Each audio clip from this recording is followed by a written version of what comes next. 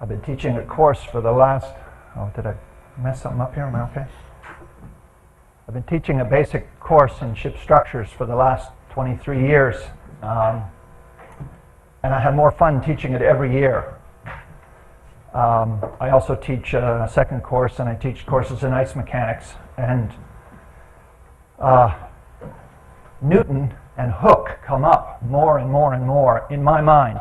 I have trouble getting across to students, although I'm sure they find it almost a joke that I tell stories about Newton and Hooke.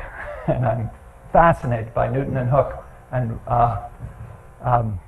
they had an interesting relationship, but that's a sort of human story. But the fact that one of them could come up with this incredibly simple equation, F equals ma, and that it is an absolutely amazing equation that changed the world, completely changed the world in my view. It took us from a world of witchcraft to a world of rational thought. And I know it's not that simple, but in my mind it's just that simple. That before Newton, what was about to happen was a hope, a guess, I think. It might happen. I'll throw this cannonball over there. It's going to go somewhere about there, but I'm not really sure. It was an experiential world before Newton. Where's the moon going to go? Well, it's been going here, so I think it's going to go. So the world was empirical before Newton, right? But after F equals ma, all of a sudden, the future was about to unfold in a very clear, understandable way. And that changed the world completely. And our modern world came from that. And it took me, well, I'm still figuring out how incredibly elegant F equals ma is, but it is absolutely bloody brilliant. But then there's Hooke, who happened to be not a friend, because they weren't friends, a colleague, an acquaintance, an enemy of Newton. I mean, the two of them didn't have a very nice relationship. Newton waited for Hooke to die to publish a paper on optics. I mean, for God's sakes, how how pig-headed can you be to wait for a colleague to die so you can, get a hold of history, and there's a thing called Newton's rings, and they should be Hooke's rings. It's not Newton. He stole it. Newton wasn't a very nice man, but he was bloody brilliant. Anyway.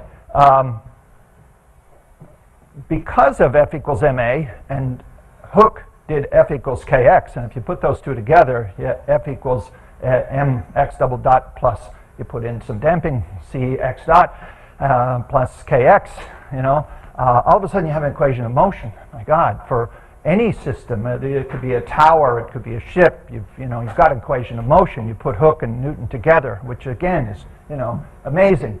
Of course, when you state F equals ma, it is only a one degree of freedom system. There's one mass, there's one force, there's one acceleration. It really applies to a point, right? But it actually is what Kai was just talking about, this Popov method, right? Popov is nothing more than Newton at a point between a ship and ice. That's all it is. The ship could be 6 degrees of freedom or more, doesn't matter. The ice could be 6 degrees of freedom or more. When I say or more, I mean you can take into elastic effects into account and add more degrees of freedom if you want. But at the point of contact, you can idealize it as if Newton's going on right there, and you get back to F equals ma right there, and it applies. It still holds. It's a brilliant thing about Newton. This F equals ma. It applies everywhere, all times. It's on any part of a body, every body. It's just absolutely amazing. Anyway, so because of that, what's that? Can I record you? Yeah, please. Oh yeah. You haven't been recording? Yeah. Oh, you'll miss the good stuff. Okay, good. Anyway, because of my fascination with Newton and Hooke, really, really happy to come here to Cambridge and come to the Isaac Newton Institute for Mathematics, even though, as they say, I'm not even an amateur mathematician. So I've been in this racket since '79 when I started working in ice mechanics after my master's degree. I've been working in it more or less constantly ever since. I'm now 63. I've been at it for a while.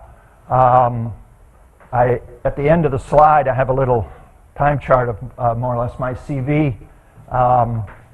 And if you look at the presentation, you'll see sort of a graphical version of my CV, what I've worked on. And imagine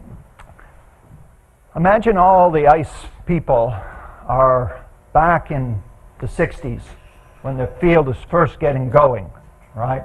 There wasn't much in the ice world in the 60s. We've learned so much since the 60s. But imagine that there's everybody kind of interested in, you know, ships and ice and then bridges and offshore structures or whatever there are, and we're all back in the 60s, right? And we're all kind of huddled in this town out on the prairie somewhere, and there's mountains in the distance, right? Well, what's happened is that the field of ice mechanics is actually a whole bunch of fields. So we've, all of us, wandered off in different directions. That's the way I feel. I've wandered off in a direction. I'm aware of a lot of the issues and aspects of ice mechanics, but in most of them, the vast majority of them, again, I'm an amateur, sometimes an amateur at best.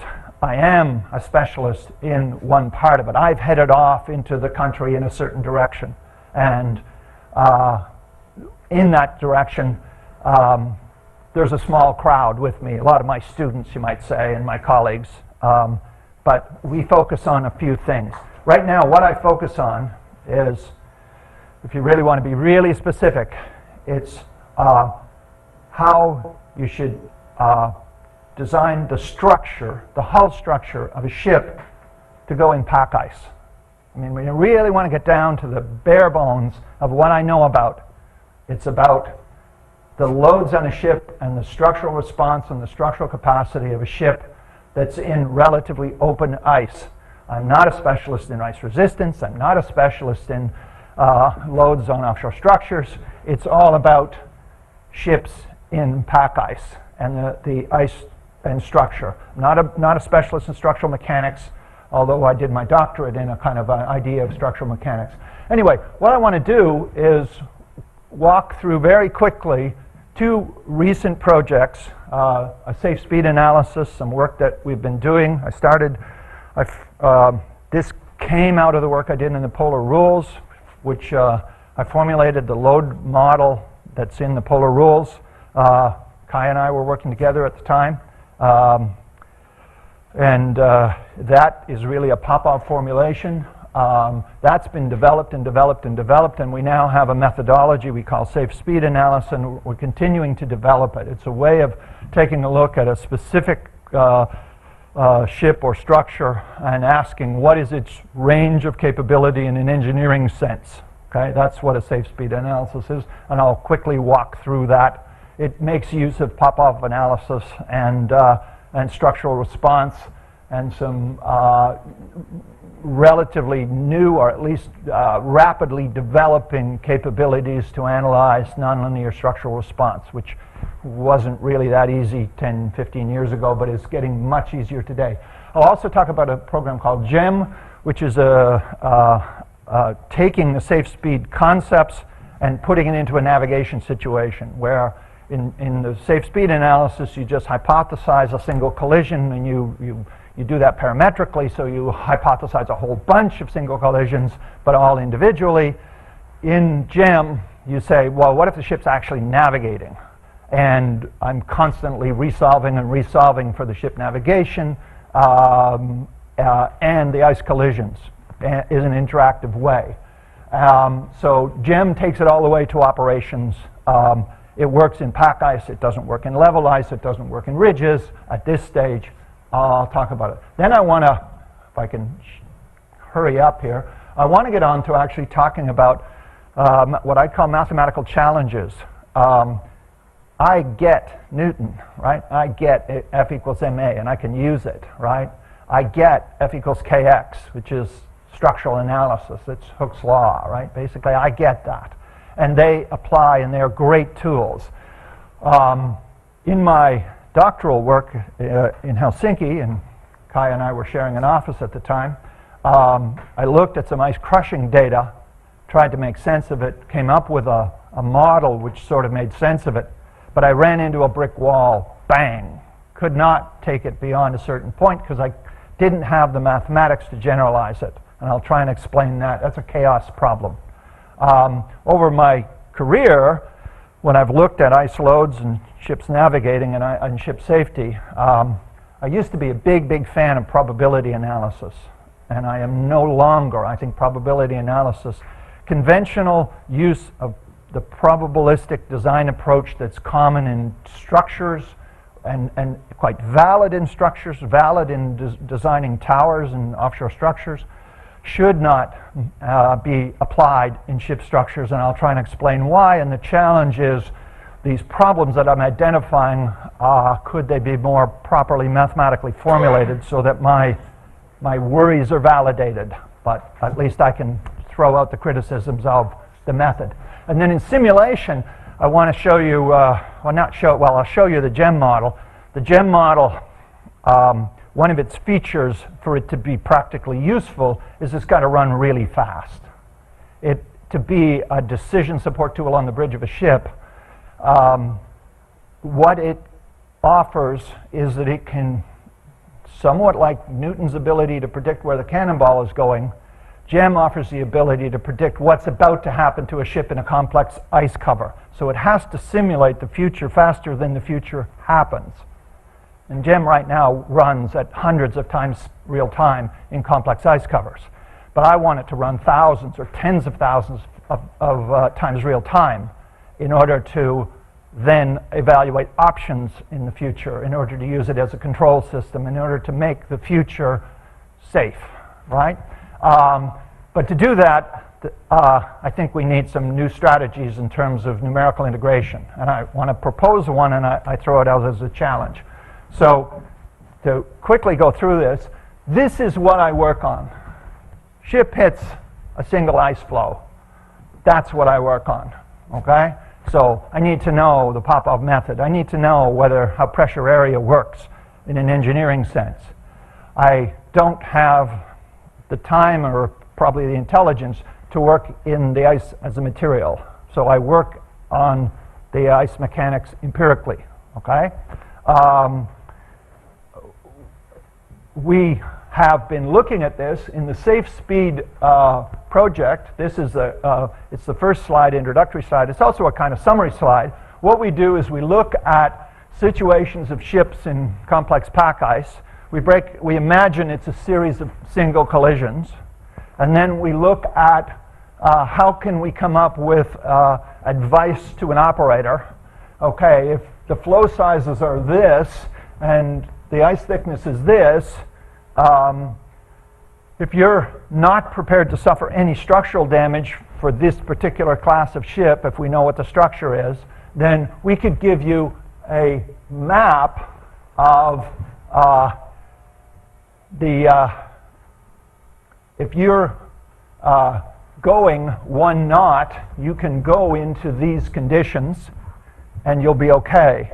But if you go up here, you're going to see structural damage. So this is a map which allows an operator to say, for these conditions, in terms of thickness and flow size, these are the speeds that will define the boundary between safe and unsafe. This is actually, though, a very safe, this is no observable damage on the ship. The way we do these maps is that we take a look at a Popov collision case, which is just a simple model. As Kai was saying, Kai described it quite a bit and quite well. It's basically a two-body collision problem that's idealized as a one-body collision. It's idealized as a mass striking an energy absorber is really the way it's idealized. So you can make it equivalent to a mass striking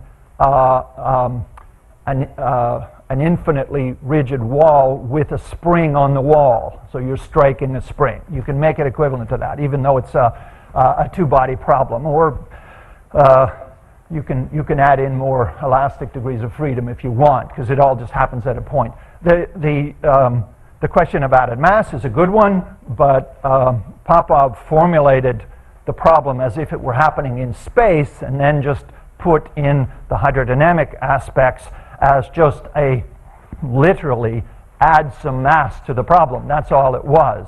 And I've got students that are actually they're working on numerically and experimentally trying to extract the experimental added mass in a collision in a fluid. Anyway, it's not that easy to do. Most added mass it's not really applicable to a collision case. It's a steady state motion case. That's kind of what Kai was hinting at as well.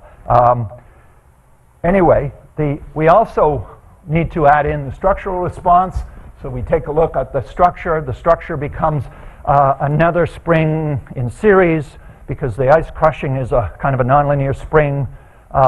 You put the structure in the same thing, and the elastic portion or the elastoplastic portion is just more spring in series, and you end up with a force deflection curve, which you have to, the integral of that says where the energy goes, and you take the normal kinetic energy from the ship and ice motion, and that gives you your source of energy, and you soak it all up into the force deflection curve, which is a combination of the ice force, the ice absorption, the elastic and plastic forces in the structure. And because it's all in series, it's the same force. So it's quite easy to work out. What's new in our work is that we're getting better models of the structural side.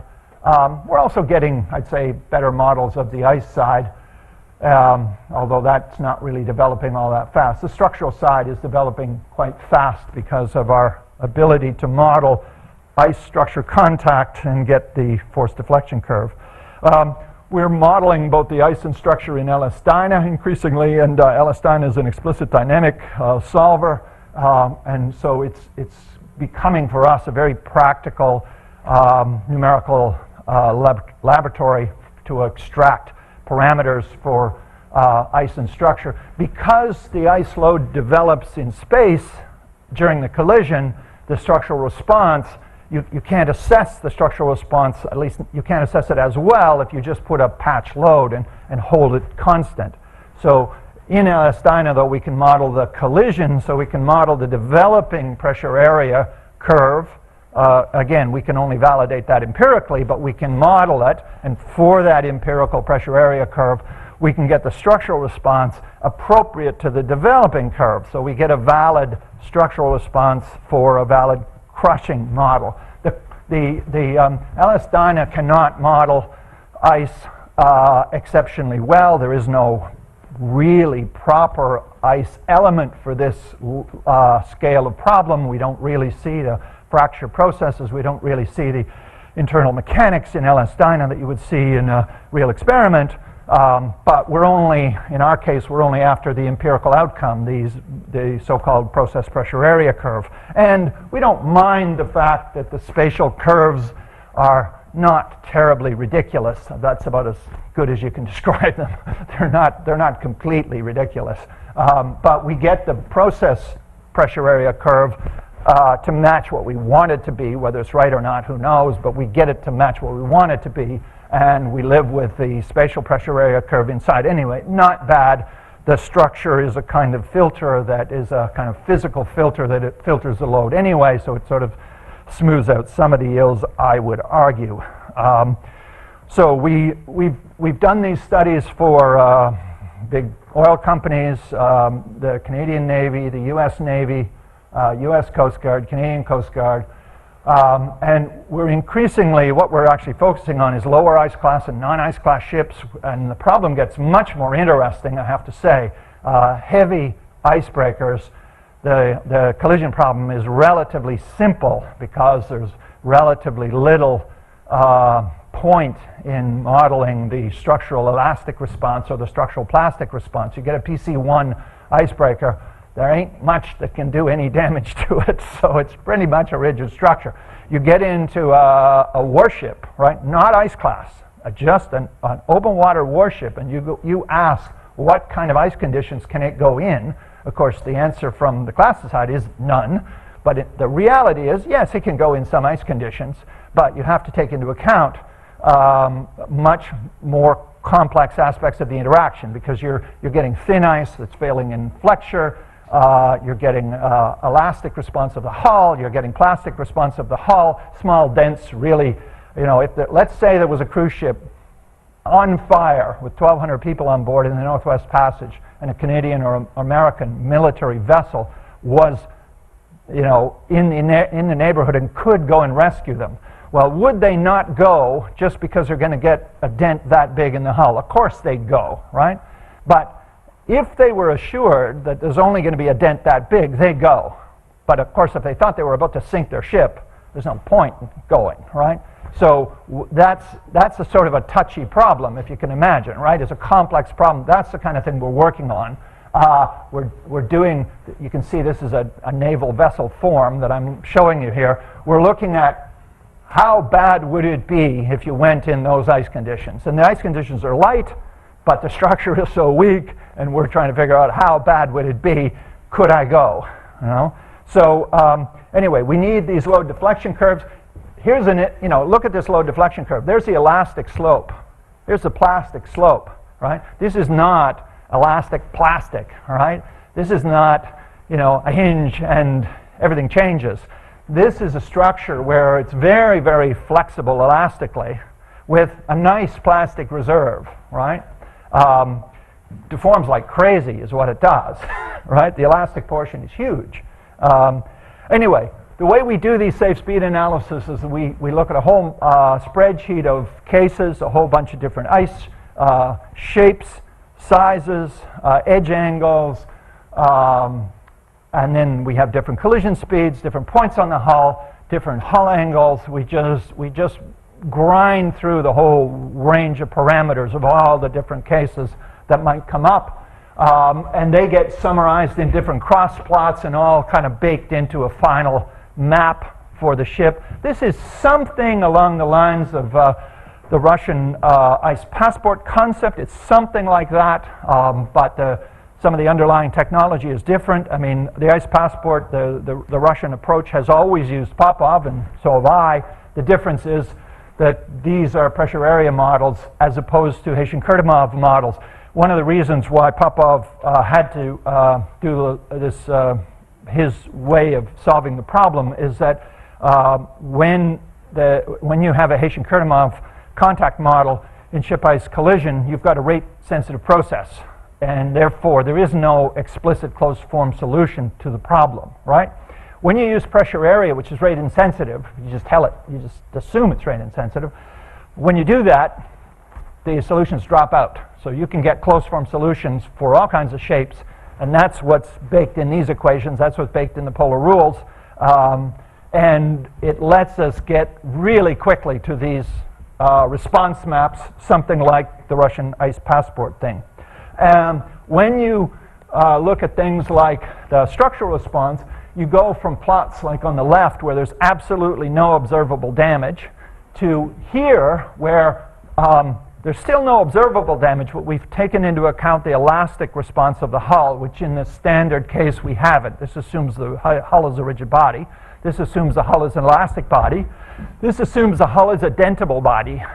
And if you go to allowing the hull to be dentable, you can, even a dent of an inch, you get an enormous increase in capacity. It's quite remarkable how much increased speed. These speeds are actually impractical. You can't operate a ship that slow, but these speeds you can actually gently operate. So you could, in fact, nudge a warship into an ice cover of moderate thickness at an ice edge and actually get somewhere with a few dents, but you'd get to rescue a ship.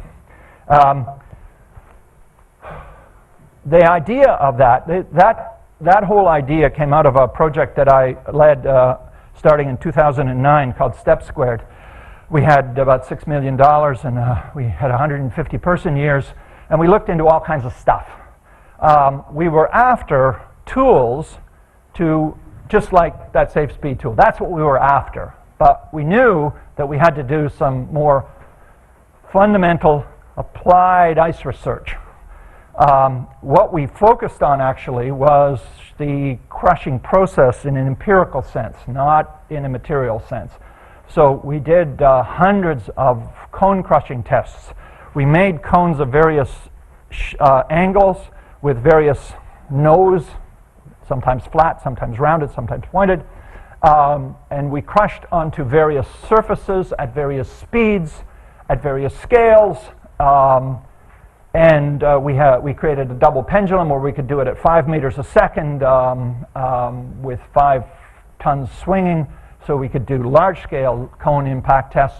We did small cone impact tests. We did tests in cold rooms. And we sort of explored the crushing process as a kind of macroscopic engineering process as opposed to a material process. And in doing that, what I realized was that everything's up in the air from an engineering point of view.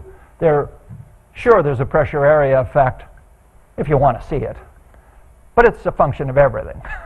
You change anything, and it changes. So it's not in any sense absolute. So is there a pressure area effect? Sure, there's a pressure area effect.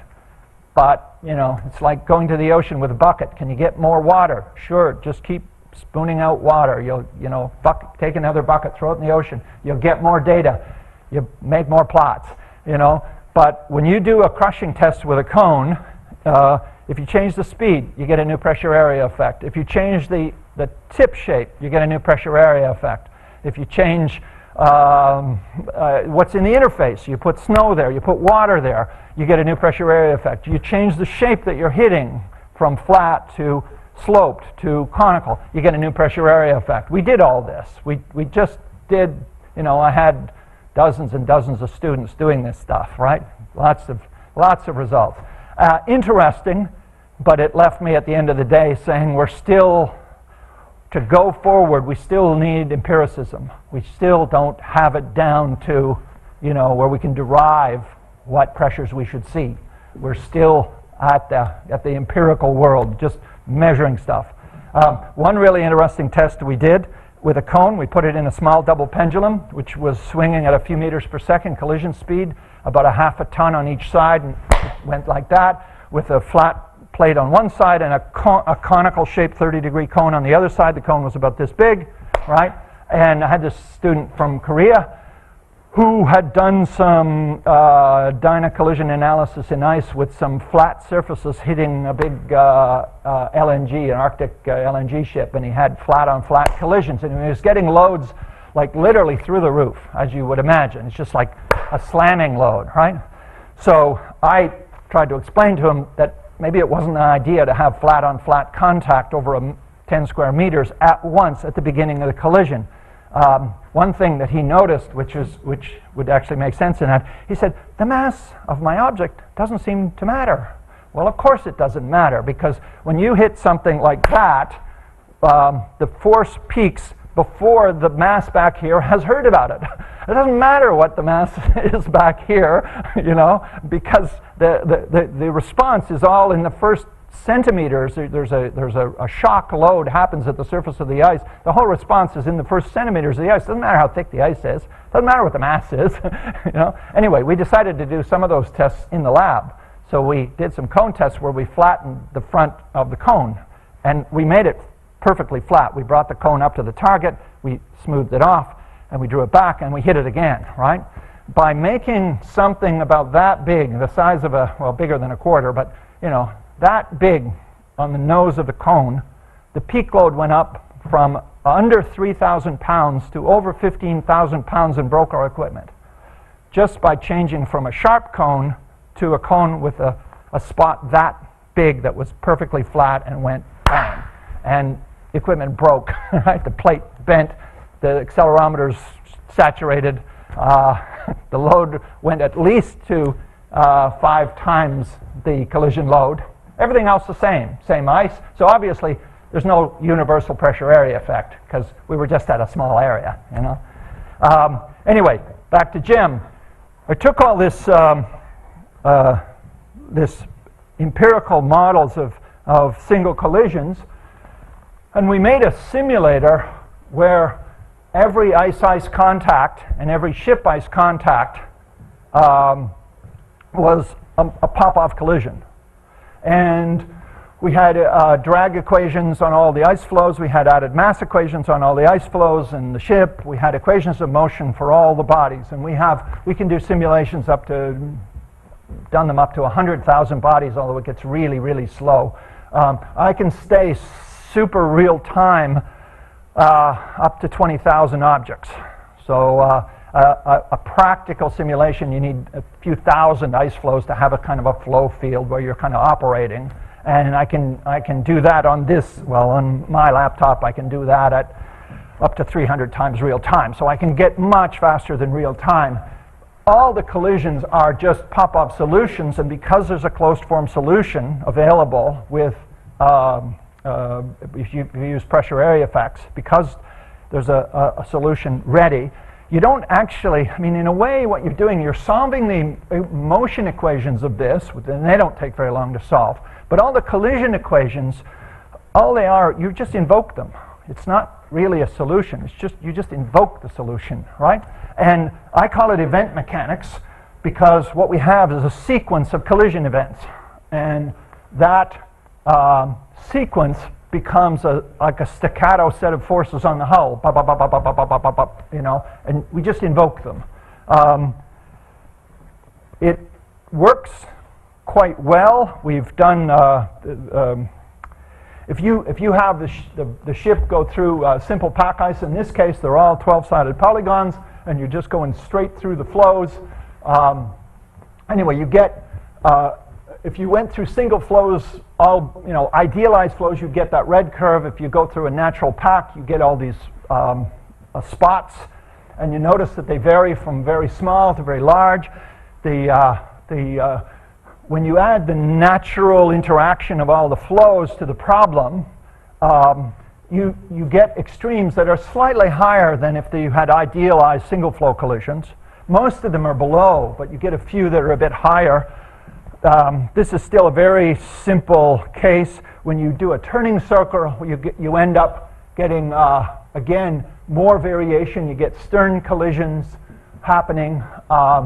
Depending on how fast you turn, you get more or less collisions along the hull. We've done cases where we'll get in more natural pack, and we'll try and compare this with the safe speed assessment, and with some variation we get a kind of the same general trend of where the safe speeds are out of the GEM analysis or the safe speed analysis. This is where I am going. We're not there yet. We've got a few ideas and a few preliminary results. But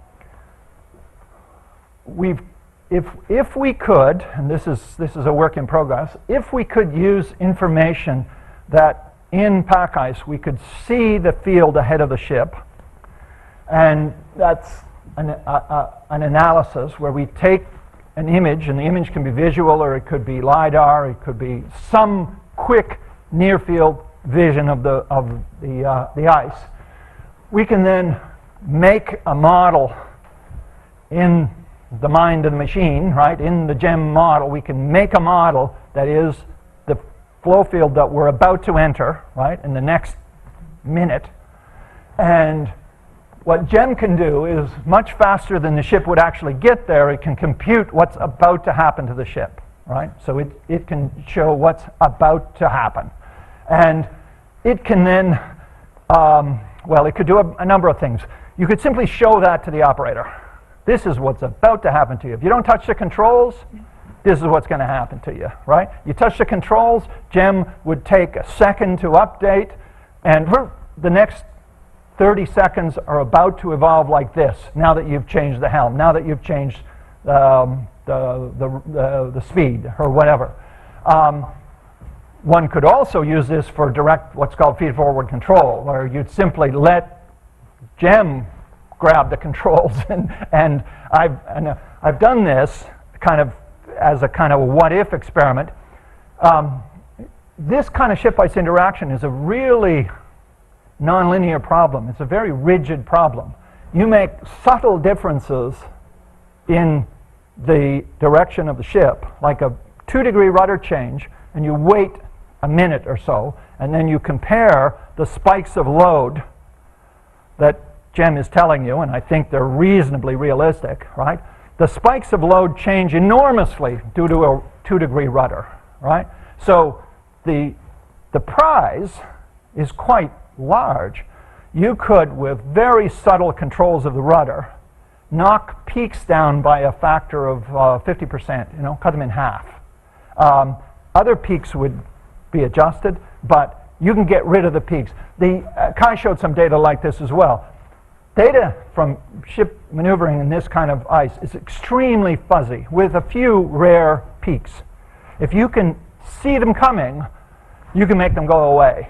You can make your operating load go in half, which in terms of your ice class capability, that's like spending $30 million more on steel for the hull to basically knock your load level in half, okay? Anyway, this is kind of the direction that we're working towards, and I think it's exciting. But let me move on to mathematical challenges, and I already don't have that many minutes left. This is just showing some of the complexity of ice cover. In my doctoral thesis, I looked at a very simple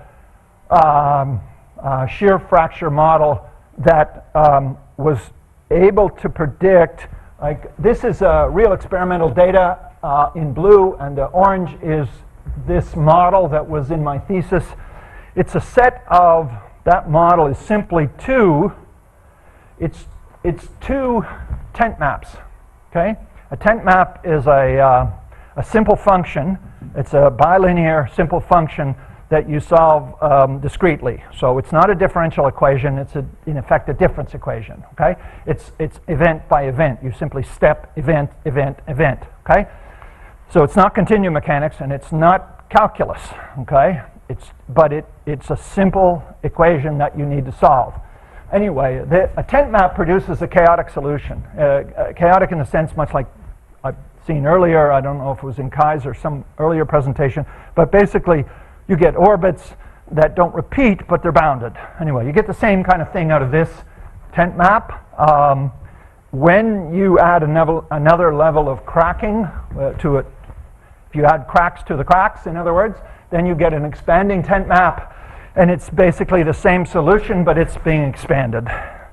The problem is that while I can fully understand what any one of these maps does, it's not that hard to figure out.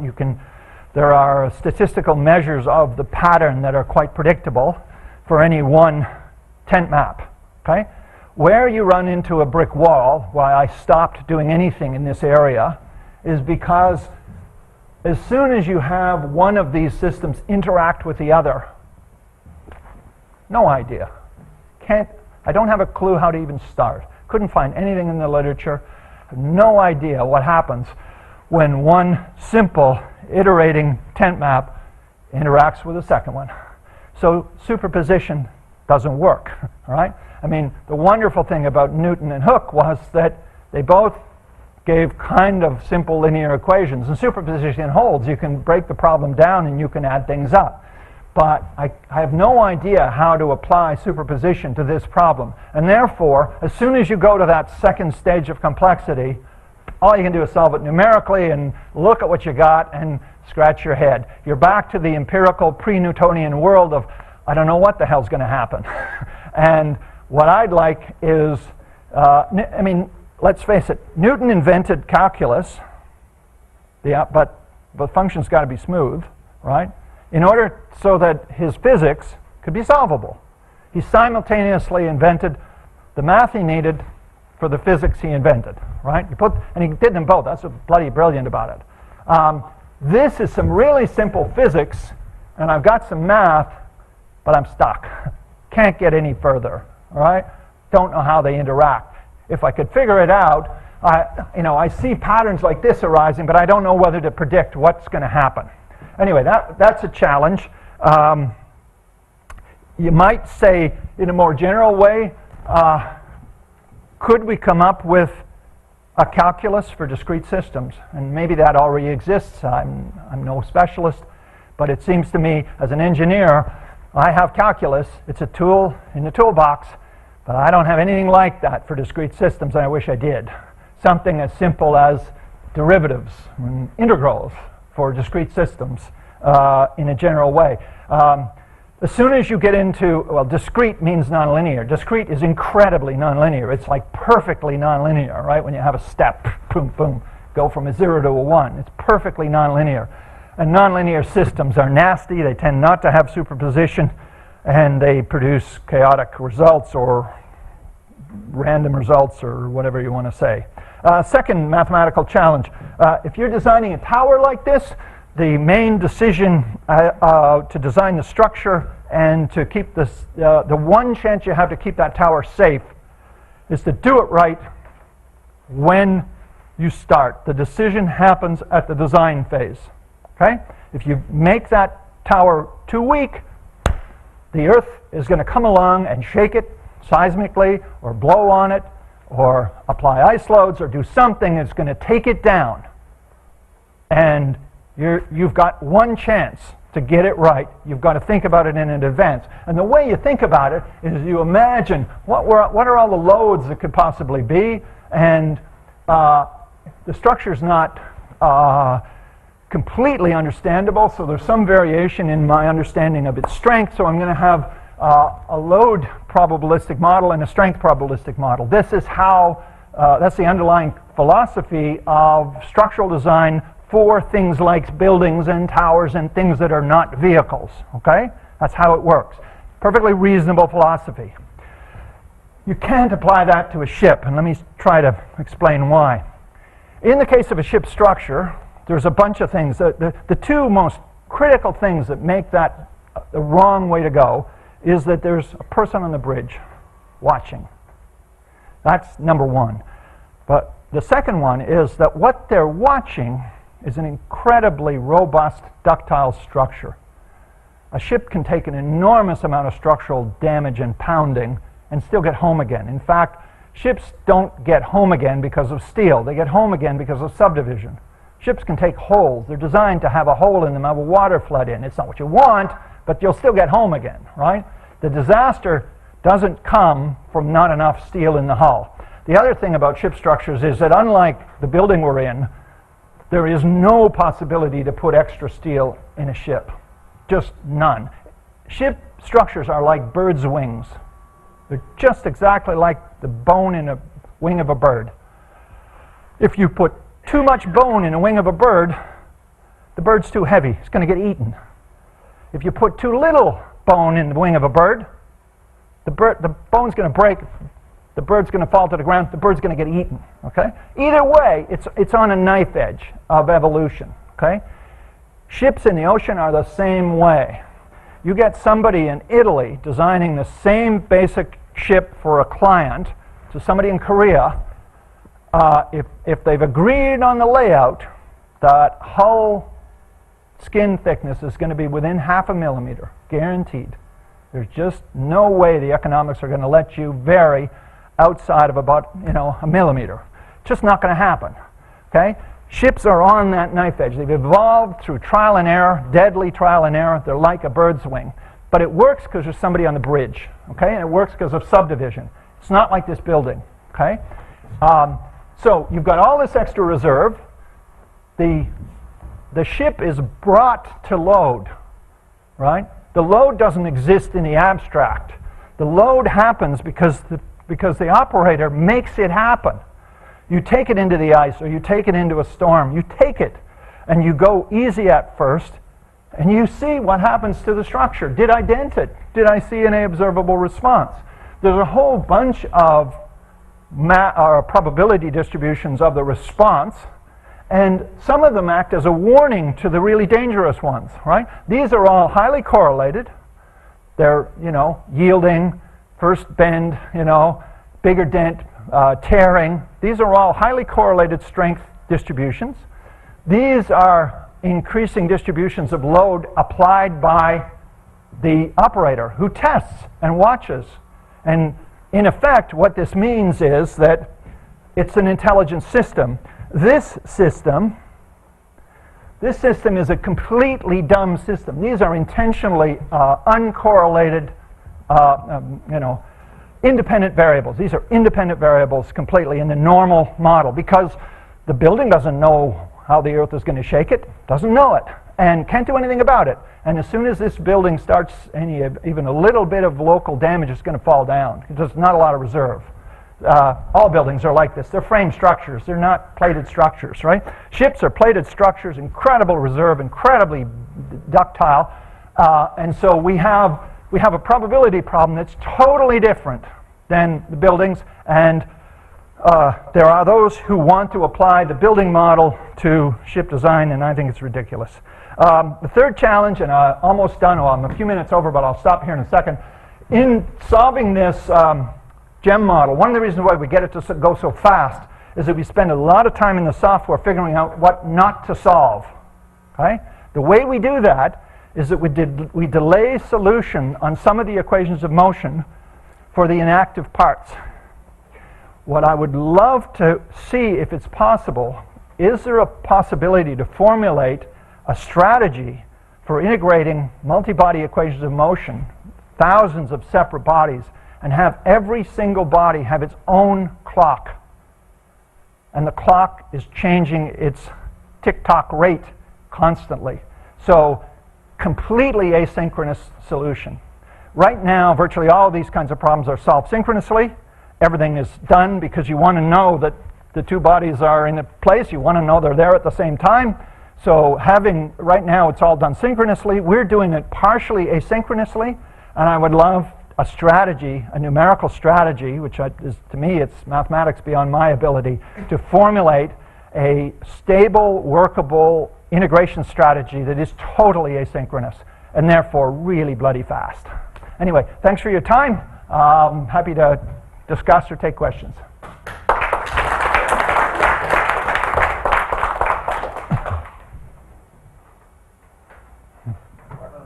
Thanks, that was a great talk. In the GEMS model, you say it can run like 300 times real time. Yep. Is there an effect on that, on the ice concentration? Yes. Not so much concentration partly. We have rafting models, so the ice can heavily overlap. It's a 2D model, but they stack up, so we have 3 ice flows in the same place, but, mentally they're stacked, you know what I mean? And we have some rafting forces, we have some frictional forces of bodies in the same place. It turns out that when you have a multi-body collision, even 3 bodies striking, right? We assume that it's a temporal sequence, although we don't solve it that way in the sense, what I mean is, we use a 0.1 second time step, and we could have multiple things happening in that 0.1 time step. We call that a long moment, okay? But there is no general solution for more than 2 bodies striking an impact, as far as I know. There's multiple solutions for it, depending on how what it is. So we arbitrarily pick pairs and do it. Now, back to your question, when we put a lot of stuff in there, yeah, the model slows down. It slows down due to lots of contact, because we have, before we get around to solving the equations of motion, there's about 5 stages of figuring out whether we have to solve this. I mean, like I say, we spend most of our time figuring out what not to solve, so we don't have to solve it.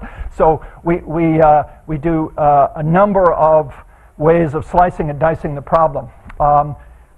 We have to detect which body is a neighbor of a body, okay?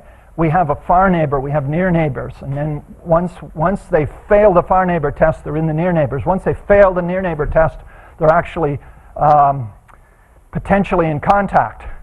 Then we have to figure out whether they're actually in contact. Once they're actually in contact, then we can fire the collision event. Well, when you get heavy stacking, you end up spending longer going through that route of getting rid of what you don't have to solve, and so it does slow down. Generally speaking, we started off in this problem, we had what's called an n-squared problem. In other words, the problem was slowing down proportional to the square of the number of particles. We managed to move it to an n problem. So by these strategies, particularly the what's called the activity strategy, where we basically suspend in the far field regions where there's not much going on in the pack, we suspend updates for 2, 5, or 10 time steps. We just leave them sit there. Now, because we're solving for momentum transfer, I mean, that's basically what it is, we can hold the momentum in stasis, you might say. Just wait 10 seconds, and then once you use it with a longer time step. So you still get the right solution, even though you've delayed the solution, if you know what I'm saying. So, but anyway, with that and with all that, we get an n problem. Now, because we have an n problem, you know, we can go up to, say, 10,000 particles and still be exceeding, 30, 40 times real time. Anyway, long answer to your question. Yeah. I have the same simple question. In your simulation, the radius of 10, radius of circulation, steady there, is the same in open water and in ice, or it is different? Of the ship? Yeah. On this nice picture. Yeah. It would be greater. Trajectory. No, it would definitely be greater. What we have, the ship has hydrodynamic derivatives. So we have equations of motion for the ship with the full set of hydrodynamic derivatives. A standard way that you would solve a ship maneuvering equation in 2D in a flat, calm water. So those are all baked in. We have that for the hull. We also have arbitrary number of rudders, an arbitrary number of propulsion devices, and the user just places them where they want, and they're controlled the way you want. And so the rudder forces are additional to the hull hydrodynamic force. You with me? So, and then the ice forces add to that, right? The ice collisions add another staccato set of bang, bang, bang, bang, bang. And the result is you just follow the ship, and yes, it would have a bigger. The question is now, why this bum, bum, bum, bum, bum angle increases the diameter of the circulation and not decreases it? I understand everything about nonlinear nature of the equation and of water and derivatives. That's a good question, and maybe you're right. Maybe there are cases. In fact, well, I know there are cases when you run this simulation. It's a chaotic problem in the sense that a tiny change in the initial conditions results in a different solution, and so the ship is moving partially as a like Brownian motion. You know what I mean? Bang, bang, bang, bang, bang. And it could easily have a tighter circle or a less circle. When you increase the flow size and thickness, you quickly notice that the ability of the ship to go where you expected it to go diminishes. I mean, you can quickly show a ship that just can't get anywhere. It's basically at the whim of those ice flows, and it ends up going off in some weird direction. Even though you're trying to make it go over here, it just won't go because That is the point. Yeah.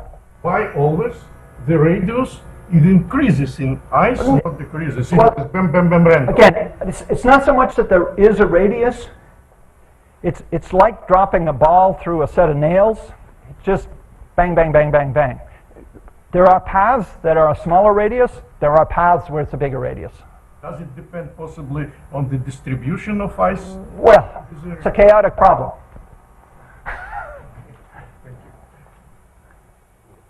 Thank you. Thank you very much. Very interesting presentation. As I understand, this is your realization of common discrete element methods. Of what? You present the realization of discrete element methods. No, Discrete, yeah? I wouldn't call it that. Some might call it that, but that's not what I would call it. But for me, I would like to know details from the initial statement about the problem. I see that you have rigid bodies, yes, small flows. You have a ship as a rigid body. It would be very interesting to see the initial examples of, for instance, collision of two flows against which is other to understand the physics, because you don't don't solve the differential equation. You use some another approach, and so it's very difficult to understand the dependencies, what energy is spent for different processes, what we have the, for instance, initial angle of impact and the reflecting angle, what is the speed of return motion of the floor. And one point another is I did not understand to which level you take into account the hydrodynamical essence of the problem. Would I consider your model as you have your ice flows and ship as an element on a rigid surface, and we have some kind of billiard with some law for impact? It's something like a billiard ball problem. What we have the equations of motion of floating bodies, okay, in a calm surface. So the ship has equations of motion which describe forces on the hull, right? Just the hull, not the appendages. They're treated separately, discretely. But just the hull has equations of motion. Each ice flow has equations of motion for lift and drag and yaw, and we have an added mass for... Yeah, it's all 2D. It's all 2D. So there's 3 equations of motion for the... Now, it's 2D for the kinematics. The collision forces between the ship and the hull are solved with a 3D version of Popov. So for the purpose of assessing structural strength, but not motions, we do a 3D. So we actually solve the collision twice. We solve it in a 3D sense and then in a 2D sense. Sorry, right? for interruption. Just before the collision, what is the changes in the edit masses of a flow and a ship when they are near the... Right. We have empirical formulas. For the ship, we just use the same assumptions Popov did. Okay, if 2 flows are coming to 2 flows, we have a simple added mass formulation for the 2 flows. But it's incorrect when they are close to each other. Yeah, we haven't added that complexity. We have each flow is a body that's considered to have a mass, which constitutes the mass and added mass, and there's a collision model that is again like the Popov collision. For all collisions, they're basically over and over and over again Popov collisions. Okay, yeah, but in ideal water, we discussed with our colleagues, in ideal water, 2 rigid bodies, it's impossible for them to collide each other because we have very high pressure in thin level between them, and so it was my question whether we consider a billiard as a rigid surface or in water. There might be water between, but I know that, we've done physical model tests of this as well. I know that the 2 flows actually stop. Yeah, but they are on the surface of water, not on the surface, not in water. Okay, well, thank you very much. Anyway, thanks. One other question. Just because you mentioned pack ice, and actually, do you consider problems to use non-ice class ship in pack ice with thickness 2-3 meters? Because pack ice, for me, it is thick ice, and I would not go in thick ice with not ice class ship. Or you consider some light? At least on this photo, I see the ice is it's not pack ice, but this ice is up to 1.8 meters thick. 1.8 meters. Yeah. In this field, this was some Arctic pack ice that came down the Labrador Current, and that's on the Grand Banks. And it was up to 5.5 feet, 6 feet, almost 2 meters thick. But a warship, if it could go slow enough, could poke its way through it without damage. If it went slow enough. So that's slow. But what if you have waves? If what? If you have waves. Waves. Well, if you have waves, you have a problem we haven't analyzed. But when you're in pack ice like this, if you're away from the edge, there are no waves. I mean, there's an edge effect, but the waves are damped enormously fast by the path. The wave can penetrate if... Well, big ones as well. Yeah. Well, But still, it's... Anyway, we haven't touched that problem. so you don't have wave model? No waves. No waves. Yeah. Thank you, Claude, again.